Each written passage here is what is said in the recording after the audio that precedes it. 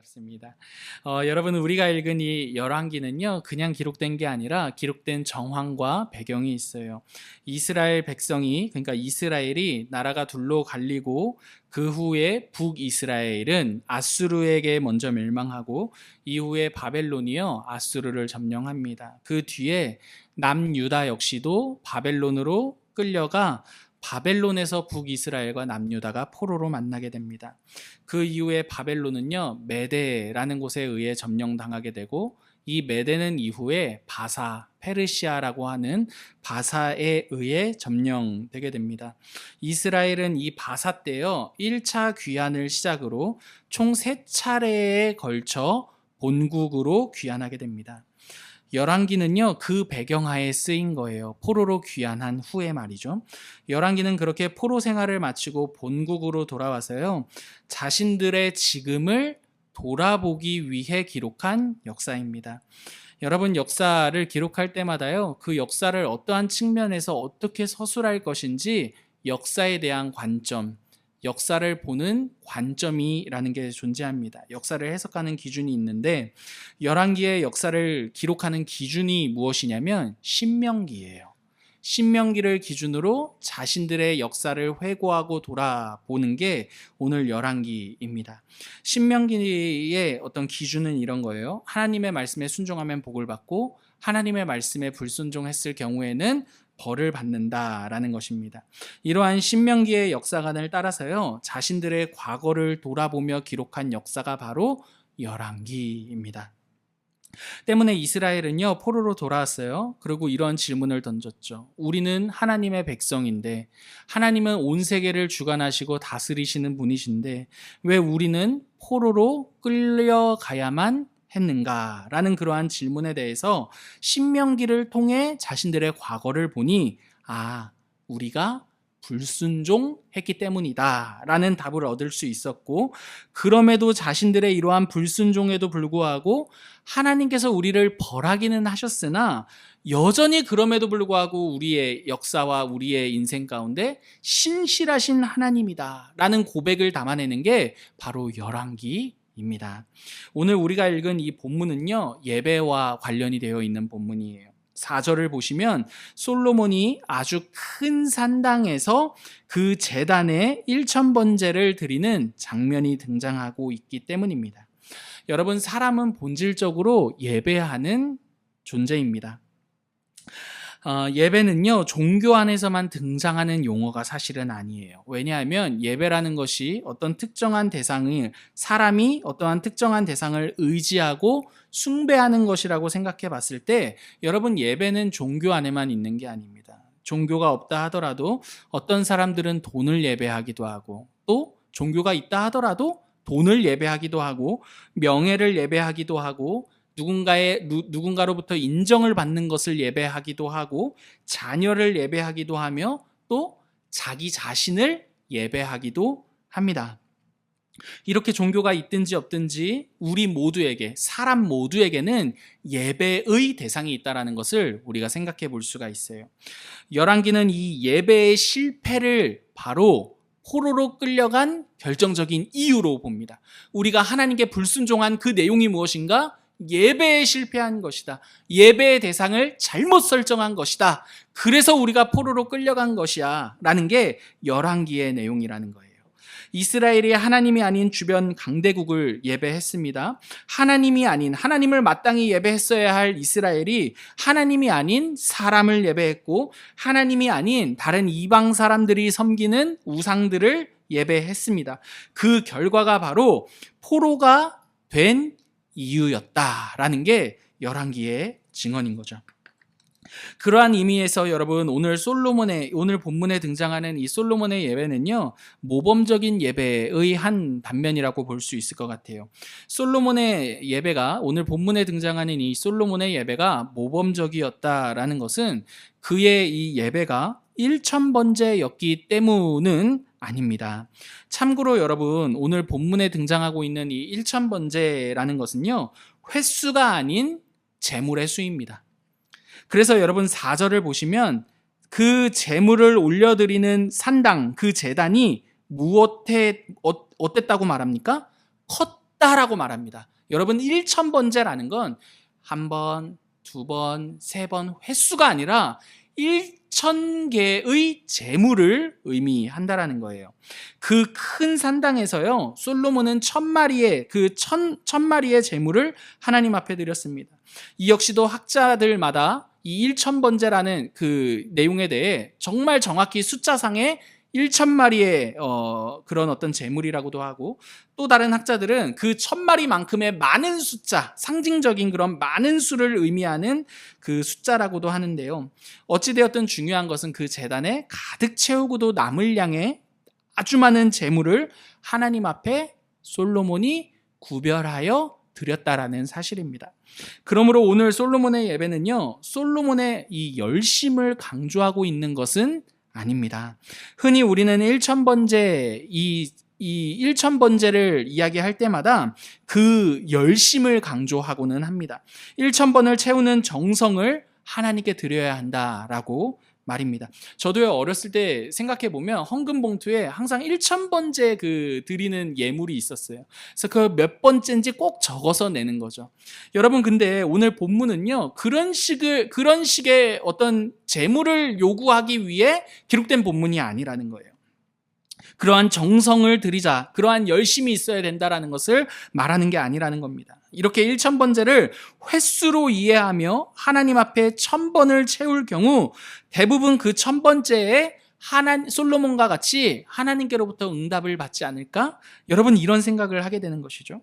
1000번제 이후에 여러분, 하나님께서 솔로몬에게 나타나 무엇을 원하느냐라고 물으시고 솔로몬이 지혜를 원합니다 라는 것처럼 이런 스토리가 그렇게 일어나기를 원하는 거죠. 나도 1000번의 열심을 하나님께 드려, 나도 1000번의 정성을 하나님께 드려, 그로 인해서 나 역시도 하나님께로부터 솔로몬과 같이 그런 지혜를 보상받겠다라는 그런 마음 말입니다.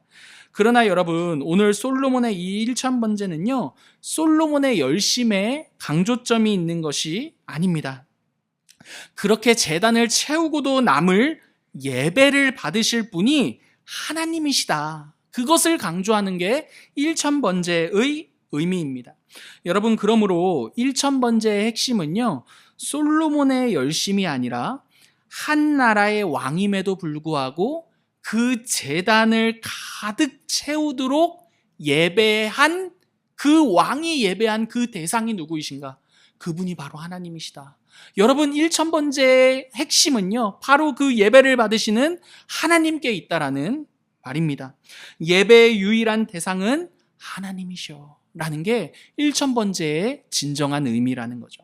때문에 솔로몬이 하나님께로부터 받은 지혜는요, 솔로몬이 1000번제의 정성을 하나님 앞에 드렸기 때문에 받은 보상이 아니라요, 솔로몬이 예배한 그 하나님께서 솔로몬에게 주시는 선물입니다. 여러분, 사랑하는 성도 여러분, 이 보상과 선물, 이 두 차이는요, 굉장한 차이라는 것을 기억하세요.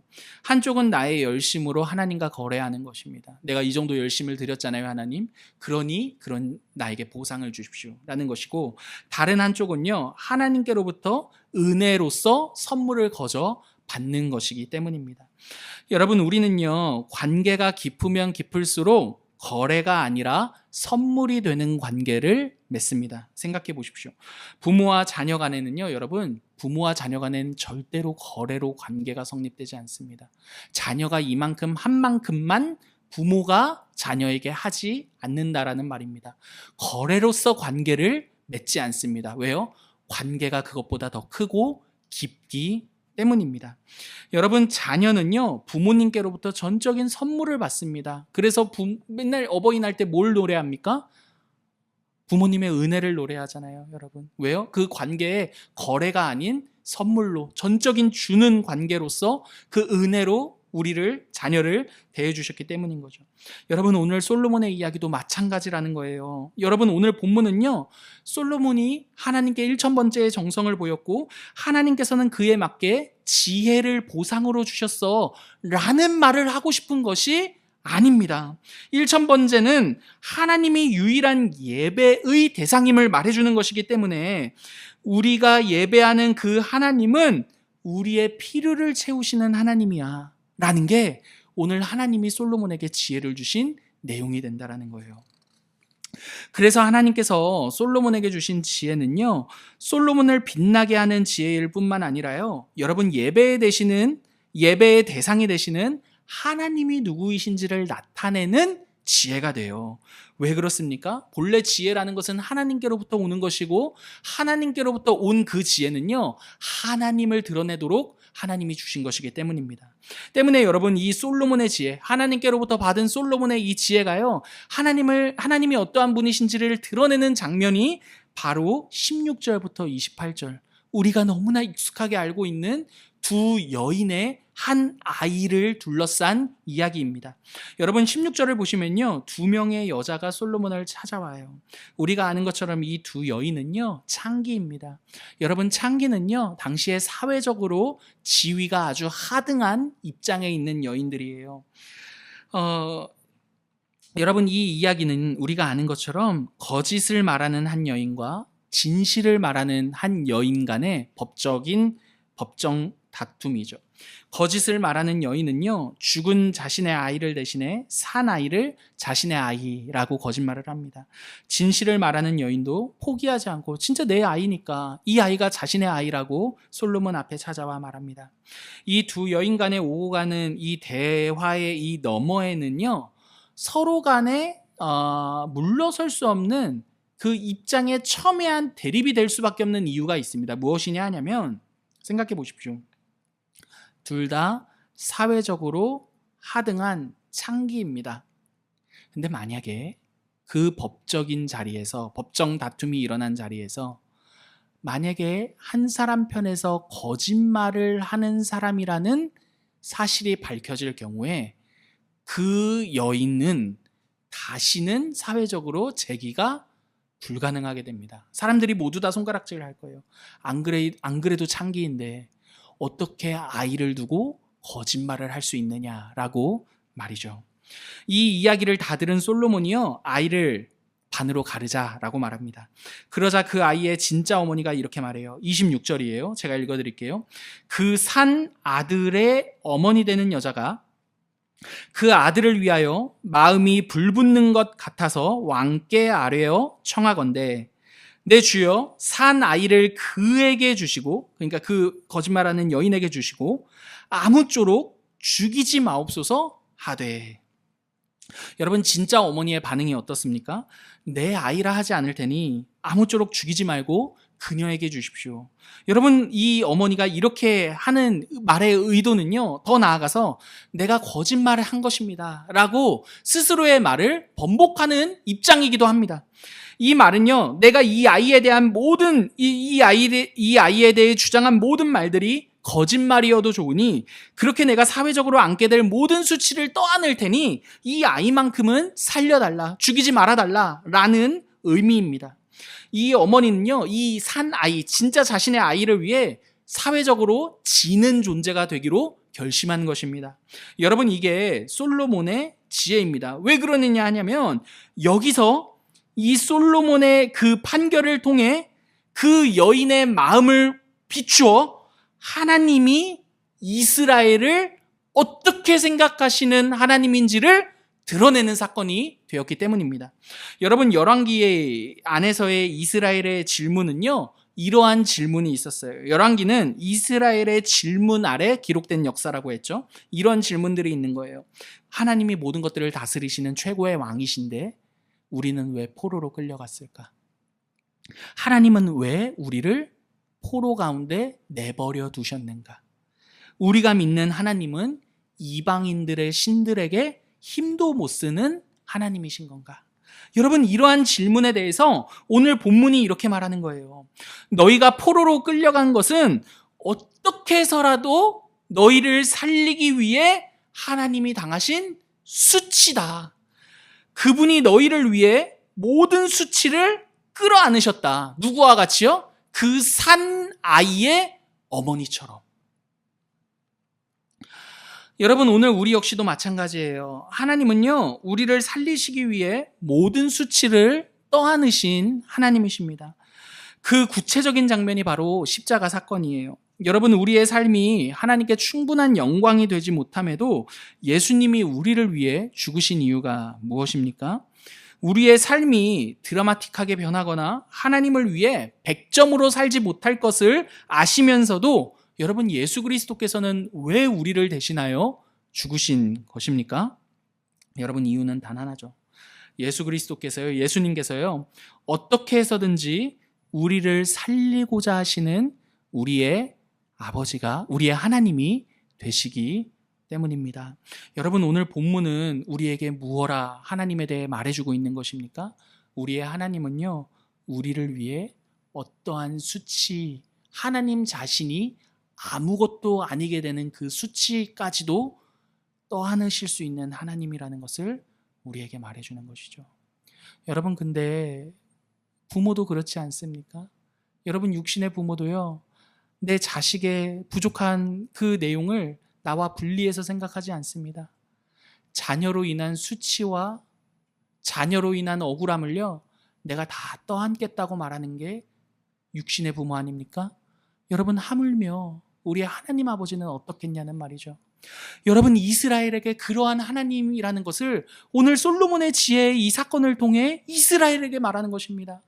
그 산자의 어머니가 아이를 살리기 위해서는 자기가 거짓말쟁이가 되어도 좋으니 이 아이만큼은 살려달라고 했던 것처럼 하나님 역시도 그분이 무능력하여 너희를 포로로 넘긴 것이 아니라 포로로 끌려가 하나님이 수치를 당할지라도 어떻게 해서든지 아무쪼록 이 아이만큼은 살리시기 위해 하나님이 그렇게 기꺼이 수치를 떠안으신 것이다 라는 게 여러분, 오늘 이 솔로몬의 지혜를 통해 이스라엘에게 하는 하나님의 하나님 되심에 대한 이야기인 거죠.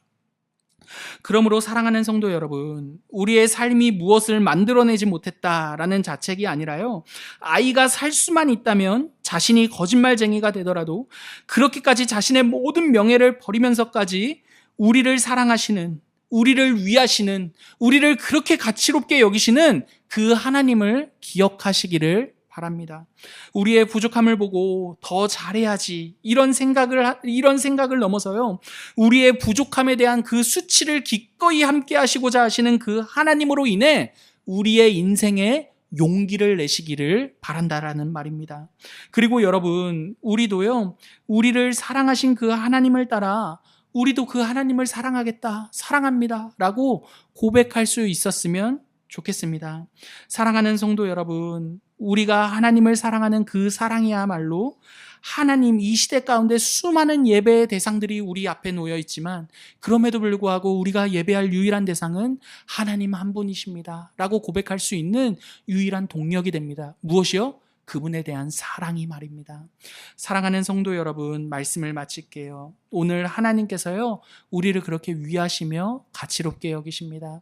여러분, 우리에게 펼쳐진 그 삶에 우리가 보기에 연약하거나 부족해 보이는 그러한 장면들은요, 하나님이 무능력하시기 때문이 아니라요, 그렇게 해서까지도 우리의 인생을 위하시는 하나님이 우리의 편이 되신다라는 것을 생각해 볼 수 있는 장면이 됩니다. 우리의 인생, 그 하나님으로 인해 용기 내어 우리를 어떻게 해서든지 살리고자 하시는 그 하나님, 그 부모님의, 그 아버지의 마음을 따라 살아가는 저와 여러분 되기를 간절히 기도합니다.